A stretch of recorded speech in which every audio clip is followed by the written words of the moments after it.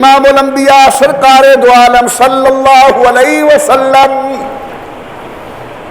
جب فاتح مکہ بن کر تشریف لے آئے، بیت اللہ شریف کا دروازہ کھولا، اللہ سارا کعبۃ اللہ بتوں کے ساتھ بھرا ہوا ہے 360۔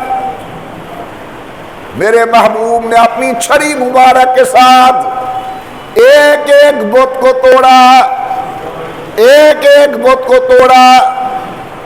عمارت اونچی ہے، کچھ بچ گئے۔ فرمایا علی المرتضی آجا میرے کندھوں پر سوار ہو کر تو توڑ۔ ایک مغالطہ دور کرتا جاؤں، بعض لوگ کہتے ہیں کہ یہ حضور کے کندھوں پہ سوار ہونے والا یہ علی زینبی تھا، حضرت زینب کا بیٹا تھا علی، نہ یہ علی ابن ابی طالب ہی تھا۔ بات سمجھ آئی؟ خدا جسے عزت دے میں کیوں انکار کروں؟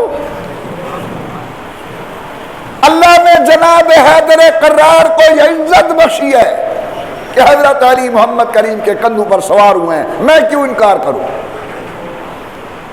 اللہ نے جناب حسن حسین کو یہ عزت بخشی ہے کہ وہ نانا کے کندھوں پر سوار ہوئے ہیں، میں کیسے انکار کروں؟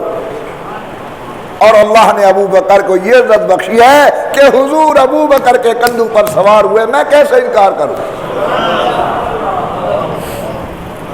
فرمایا علی آ جاؤ میرے کندھوں پر سوار ہو جاؤ۔